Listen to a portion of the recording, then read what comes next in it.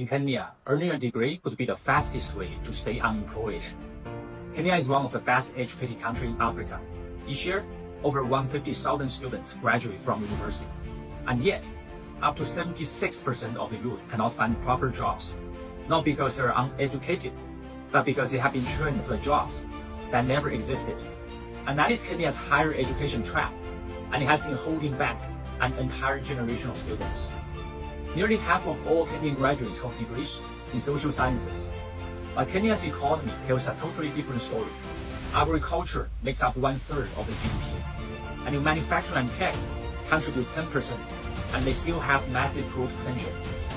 To unlock that growth, Kenya has to train the engineers, coders, and technicians. However, currently the system is only producing the political scientists and philosophers at a huge scale, totally unnecessary. The result is, most graduates do not enter the formal economy.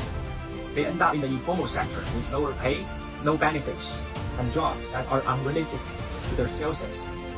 And this mismatch fuels the wage stagnation, overqualification, and rising inequality. Employers, they tend to exploit the surplus talents, while the graduates, they lose the motivation, and Kenya suffers its investment in human capital. So, Kenya urgently needs to scale up its STEM education, science, technology, engineering, and math. It also needs to rethink the universities entirely, trim the bloated humanities programs, build the education colleges to properly train the K-12 students, and expand its technical colleges like TVET, which already serves over 300,000 students. The fastest way to lift income isn't just another bachelor's degree. It's the technical skills that are matched to the real jobs in the markets. And the cities are also collapsing. The chase of degrees is driving massive urban migration. Over 70% of Kenyans live in rural areas, but the most of the universities are clustered in the cities. So as students they fall into Nairobi, the rent spikes, transport gets shrinked, and the inflation worsens, hitting almost 8% in last year alone. So for a family earning only $180 per month, that university fees of up to $4,000 per year are devastating. So Kenya isn't just breaking the talents, it's also breaking the families to produce it.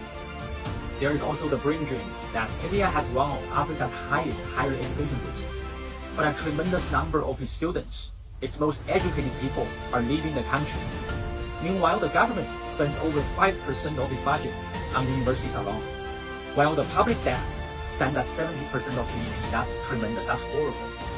And the return on that investment is disappearing with every outbound flight out of Kenya. So to escape this higher education trap, Kenya has to crack down on the oversupply of soft degrees, invest in the rural universities and education colleges, double down on the technical colleges and the skilled trades, and then link the education directly to the industry needs. That is how Kenya becomes Africa's most skilled and the most balanced workforce. Because the degrees are not a problem. But when a system prizes credentials over capacity, it will fail the people which it was meant to serve. The future of Kenya do not lie in more graduates. It lies in the better graduates, the fitter ones in the right fields at the right time in the right place. And that is not just educational reform, it's the economic survival. And that's Curtis out there reporting on the higher education trap in Kenya. See you guys next time.